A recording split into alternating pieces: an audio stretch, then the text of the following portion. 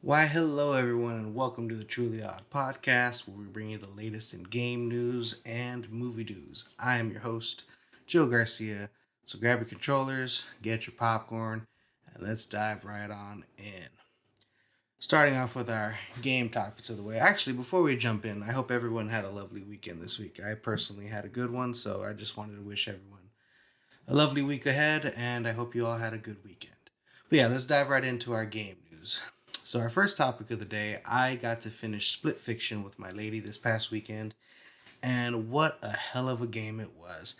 Now, I know that the last game that the studio developed was It Takes Two, and that won Game of the Year. And I don't know if it's recency bias or if I just happen to like this game more, but I think Split Fiction's a better game. And that is not a knock on It Takes Two. That's just how good I felt Split Fiction was. Now, it took me and the lady a couple days to beat. Now, we weren't playing it straight through all the way. We did stop and start in a couple hours here, a couple hours there, but this weekend we finally finished it. And man, the last boss battle, the last boss cutscene or whatever, I don't want to give too many spoilers, but they do something like visually with the style of gameplay that's I have not seen before in a game. Two separate worlds at the same time. That's basically how I'll say it. And wow, it was phenomenal. My mind was blown. I loved how they incorporated the two different worlds, and it was just an absolute fantastic game. All the sci-fi elements, all the fantasy elements, just my hats off to the team, and I'm very happy that they've gone already 2 million sales in their first week, and I hope this continues to make great sales. I plan on playing it again with my brother soon when he has available time. Me and him are going to play it all the way through, and I'm going to try as the other character. And I think I'm going to platinum the game. Now, I'm not really a trophy hunter per se, but there's just certain games that are just so good and I enjoy so much that I don't mind taking the time to trophy hunt. So that's just how good I think this game is. That I want to get all the trophies, I want to platinum the game, and I just want to support this game in any way I can because I loved it so much, and I want more games like this. And it's pretty interesting seeing games like It Takes Two, games like Astrobot, and in games like this do so well nowadays because not a lot of studios I feel are making these kind of AAA versions of the games. Mostly indie studios are making these smaller kind of games. So I really love that bigger studios are taking the time to do this, and I hope these developers' next project is just as good, if not better than this, because I really love this story. So yeah, guys, if you haven't played Split Fiction, highly recommend it. But if you have played it, let me know what you guys think of the game down in the comments below. And are you looking forward to the next game? Let me know what you guys think. Moving on to our next topic, there was a gameplay trailer for Forest Resign. I hope I'm saying that right. It was the official deep dive trailer. Now, I took a look at this and it looks pretty interesting to me. The graphics aren't, super realistic, but what I like is the way that they're incorporating the new gameplay style for them, where they incorporate a lot of the environment into the gameplay with, with kind of like a shoot 'em up and the different ways you can approach a certain topic. So they basically run two different ways that you can do this mission: one during the day, one during night, and two different ways you can go about it. And I just found it very interesting. This game seems pretty fun and pretty interesting. I like what they could do with the plant. That you could shoot a plant, it grows and it becomes cover, and then there's certain things that you can shoot at and explode, and you can ricochet your bullets off of a bush. And what got me really interested in this trailer specifically was just the possibilities for what else they have in store for us at this game. This is, I'm not sure if it's their first look, but it's the first time I had a look at it. But yeah, it just really caught my attention and really interests me. So if you guys are interested in seeing what this game is about, I'll have a link to the YouTube video in the description down below. Just take a look. Let me know what you guys think. Does it capture your interest like it caught mine? But so yeah, let me know what you guys think in the comments down below. On to our third topic. God of War is coming up on its 20th anniversary on March 22nd, I believe.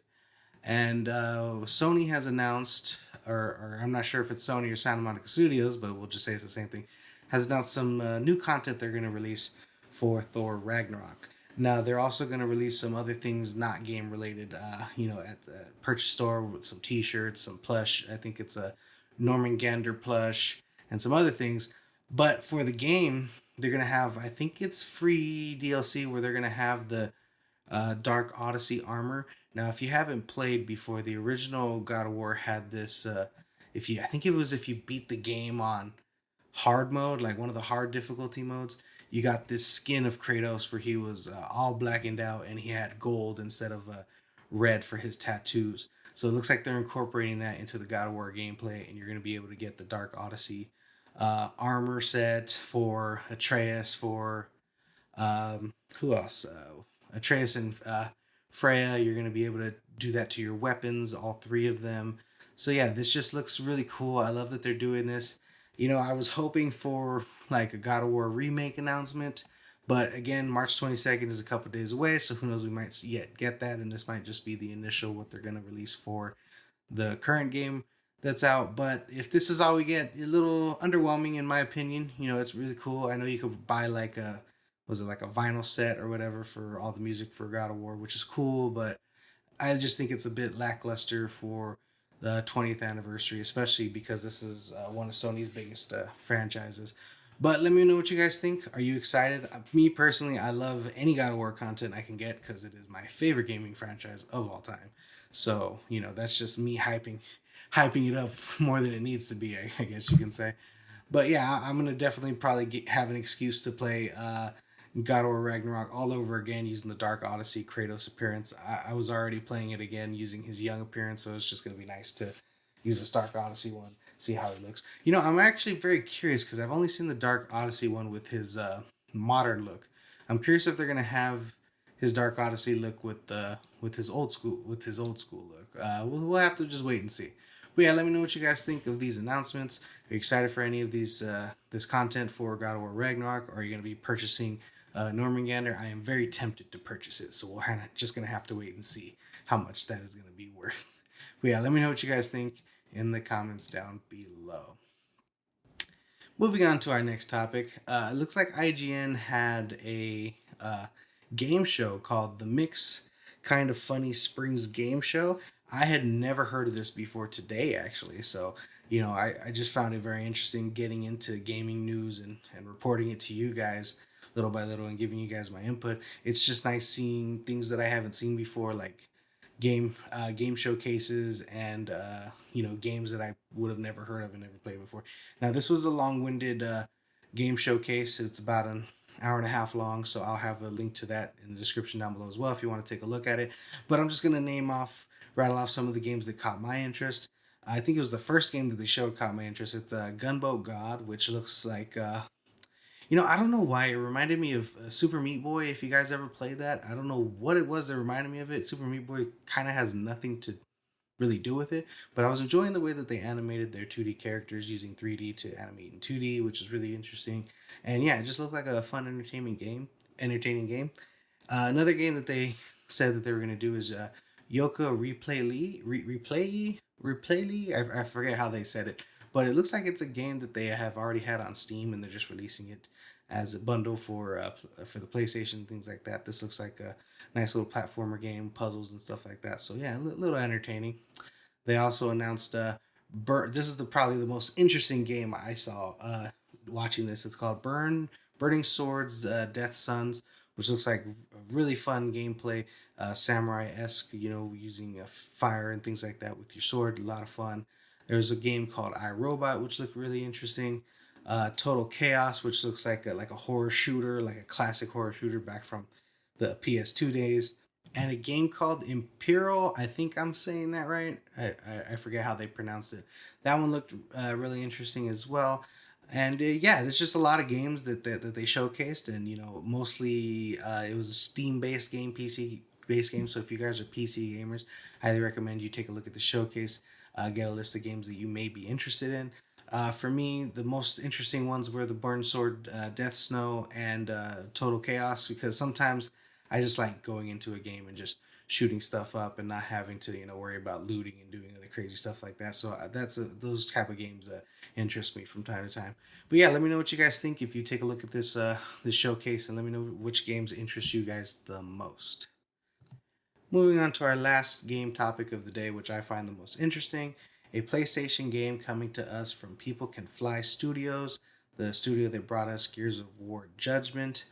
Now, I believe this studio was purchased by EA, or not EA, sorry, Epic Games Poland back in 2012, and they have become independent. Oh, I'm sorry, they were purchased back in 2015 and they have become independent. But yeah, that was one of the games that they worked on. Probably one of the most popular games that they worked on was Gears of War Judgment, and it looks like they are going to be working on one of Sony's IPs. Now, the question is, which IP will it be? We currently do not know, and I'm hoping it's not them trying to do a uh, uh, live service game. Forgive me, guys, can't talk today. I hope it's not them trying to do another live service game, but I thought it'd be interesting for us to go with some of the IPs that Sony hasn't been using for quite some time, and which ones they could possibly do. Now, judging by this studio which made Gears of War Judgment, this seems to be a shooting type game that they may be interested. Now, that doesn't guarantee that it will be a shooter, but I thought we would focus on probably some shooters and some other type of games that may be interesting for the studio to take over as far as IPs that Sony hasn't used in a while. Now, the first one I have here listed is Killzone.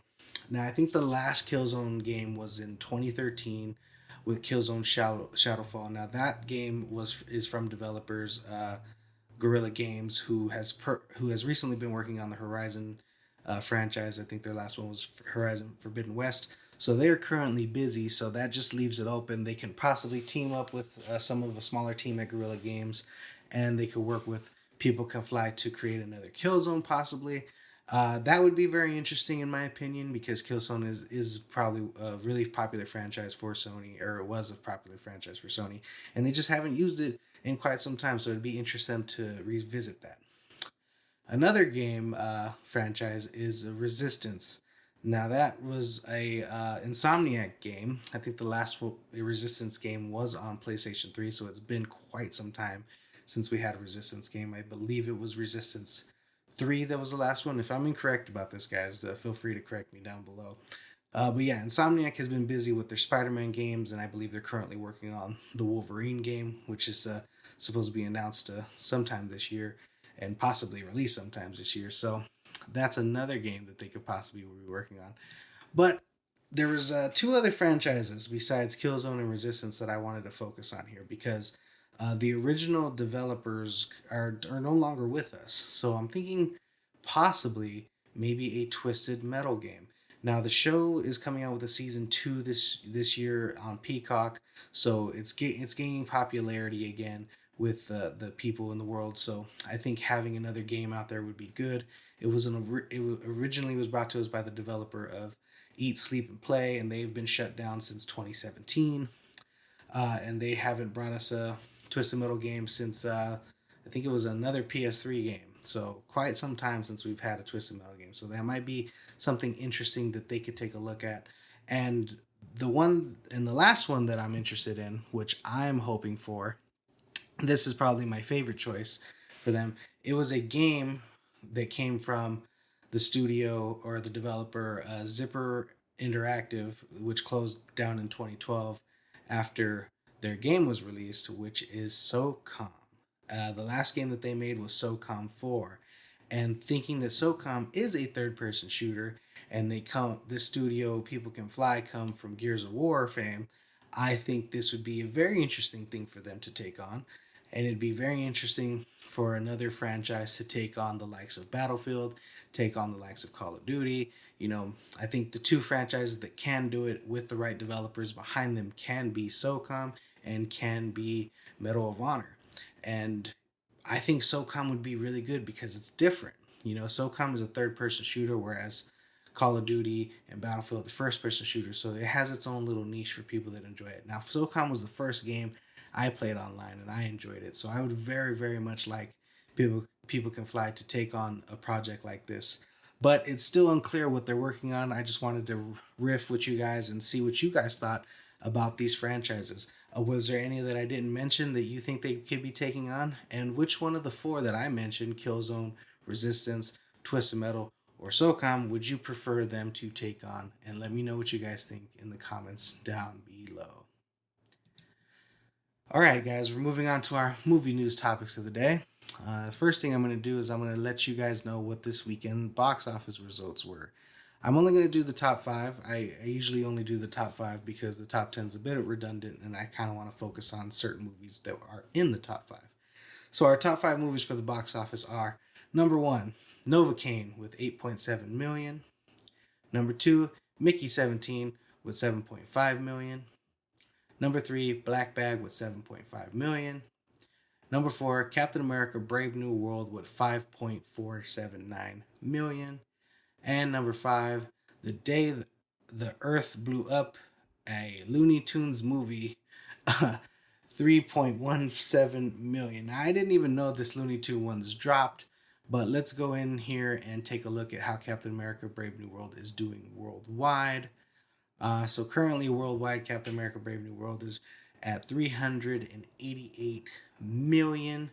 So I think in one more weekend, it will reach a Black Adam, which is 390 million. And yeah, so kind of sad for the studio. It is a loss for the studio after all the money that they put into it. Now, I don't know all the numbers and I don't have all the details, but that is definitely a loss. I know for most studios and most projects, 390 million intake would be very good, but seeing that the budgets that some of these Marvel movies have, this is on the lower end of things. But overall, I think it's probably more successful than it would have been before they did their massive reshoots. And I'm thinking that not Sony, that Marvel's going to move on from this and focus on their upcoming films that are stated to be released this year and possibly going to be better films. We'll have to wait and see. Now, Mickey 17 currently worldwide is sitting at 90 million, and this is really bad for the studio. You know, Warner Brothers has been through a lot when they were purchased by Discovery, recently sold off by, I think it was Verizon, who kind of just did a lot of bad things with the company. So, Zaslav, who is now the CEO of Warner Brothers Discovery, has been doing a lot of cuts and things like that. So, I think they're very disappointed with Mickey 17 because Bong Joon-ho was a Best Picture winner with his movie Parasite. So it's interesting to see that his next movie does not so well at the box office, but we'll have to see what this movie does. I think its budget was like 110 million. So right now we're looking at a loss for this movie. We're just gonna have to wait and see what the box office results are later on. But yeah, that does it for this weekend's box office, guys.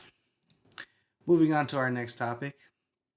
Now, last week we had the release of Novocaine, Black Bag in theaters, but we also had another release on Netflix, and that was Electric State. And I got to take a look at that movie this weekend, so I want to give you guys a quick little review of the movie. Now, the movie is okay. You know, it's an interesting movie, very interesting concepts. It kind of takes us back to an earlier time in our history, but a different future. So a different way our future could have went if our technology was more advanced back then.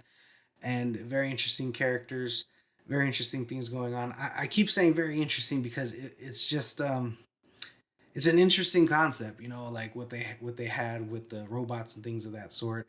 But the movie overall was not super entertaining, wasn't super action packed. It was just a very expensive story to be told because a lot of robots and things and CGI. But as far as what this movie brought to the table, it wasn't very much. Now I kind of feel bad for the Russo brothers because they have very good ideas, but it doesn't seem that they can really bring it to the forefront without like Kevin Feige being there to guide them for some reason. Well, yeah, I would give this movie a 6 or 7 out of 10. Good movie to check out, good movie to watch, but it's definitely not a movie that I would want to watch again. You know, not that it was boring or anything, but it just never didn't really capture my interest for a second watch. But definitely worth one watch if that makes sense. So yeah, I highly recommend if you guys have a Netflix account, go ahead and check out The Electric State and let me know what you guys think of the movie in the comments down below. Moving on to topic number 3. Looks like Percy Jackson and the Olympians has been renewed for a season 3 ahead of the season 2 premiere. Now, the season 2 does not currently have a release date, which is interesting. I'm assuming that it's going to have a similar release schedule that it had for season 1, which was holidays of 2023. So 2 years later, we're now going to get probably holidays of 2025 for season two. But I think this is a great trend that has been happening with Disney Plus. Now that I think Disney kind of has an idea of how they want to run their streaming shows. I think initially they didn't have showrunners, they didn't have things. They were kind of doing development like they do for movies with their Disney, I mean, with their Star Wars stuff, their Marvel stuff, and even with their Disney content. And with that, I think they finally got their ducks in a row, and they're kind of moving on to making it in between actual TV content and higher end content for it being part of the streaming show. And what they're doing with that now is they're already filming Daredevil season two, or Daredevil Born Again season two. And now that they see how good the Percy Jackson show did for season one, I think they're filming back to back for season three. So this is really good to hear. I loved the Percy Jackson season one. I'm very looking forward to season two. So to know that they're already ahead of schedule working on season three, hopefully that means we will get another release for a Percy Jackson show in 2026 instead of waiting another 2 years before we get more Percy Jackson content. And that's great for these characters because these kids are growing up fast. They're going to age out of the characters pretty soon. So use them while we got them. Try to keep up with the books, and we'll see how it goes. If you haven't seen Percy Jackson season one on Disney Plus, I highly recommend you take a look at it. I really enjoyed it. If you're a fan of fantasy and Greek mythology and things like that, it's a really really good show.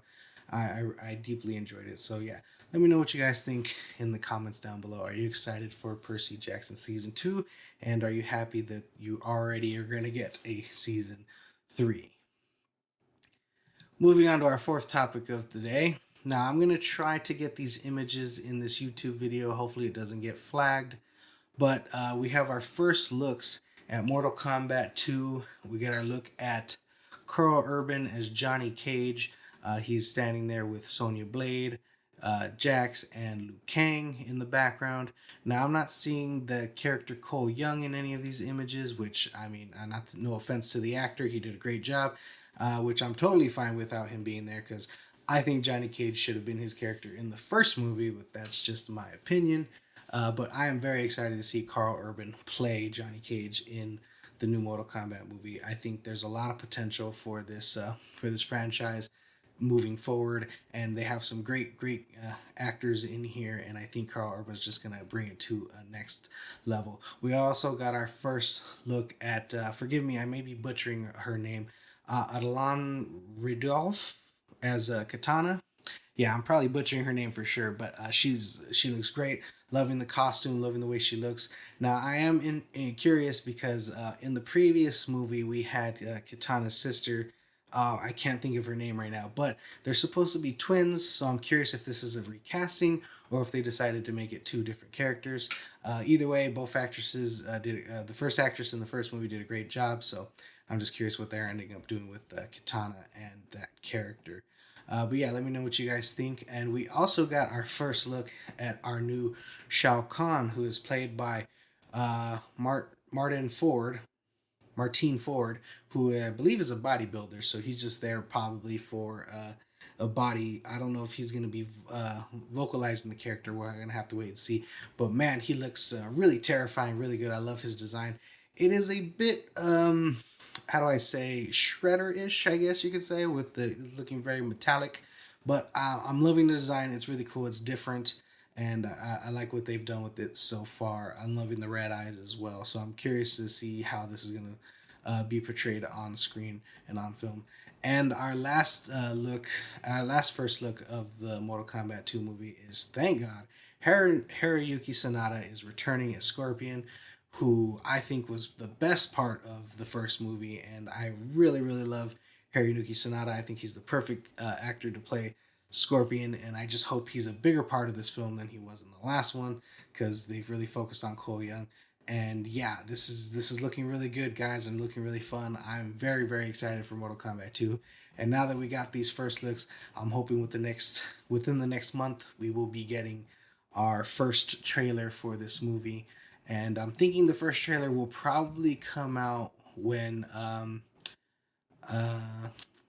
the Oh my god, the Thunderbolts come out. Yeah. I think we'll probably be getting it when the Thunderbolts come out. But yeah, let me know what you guys think. Have you taken a look at these images? Hopefully, I'm able to put them into the YouTube video. But if not, they will be in the description down below from Entertainment Weekly. And moving on to our last topic of the day, guys. Looks like Crunchyroll is going to be bringing Kaiju number 8 to theaters in North America. Now, from my understanding, this is not going to be season 2. It's going to be a re-edit of all of season 1 dropped into theaters so people could get ready for season 2, which will be coming to us I believe sometime in 2025, I hope. I don't have the dates here. Yeah, okay. It looks like they're going to be releasing this one in April 13th through the 16th in for a limited time. But what I'm hoping that they don't do, and it doesn't say here, so what they've done, for example, Demon Slayer, when they release that in theaters, what they do is they show you like the last couple episodes and show you like the first 2 or 3 episodes of the new season, which kind of annoyed me when I went in to watch it because I was hoping it was just going to be the new season. But I think if they re-edit season 1 and make it into a movie to be released in North America, that would be beneficial for people that haven't watched season 1. So I'm hoping that's what they're doing here with Kaiju number 8. And if you haven't seen Kaiju number 8, I highly recommend you guys check it out if you're interested in anime. It's on Crunchyroll right now. It is dubbed in English if that's what you like to listen to. So yeah, let me know what you guys think of Kaiju number 8. And if you haven't seen it on Crunchyroll, will you be watching it on April 13th through the 16th to catch up with season 1 before season 2 is released later this year? So yeah, that's a wrap for today's episode of the Truly Odd Podcast. So thank you for joining me. If you enjoyed the show, don't forget to like and subscribe. I'll see you next time. And until then, guys, remember, stay true, be odd.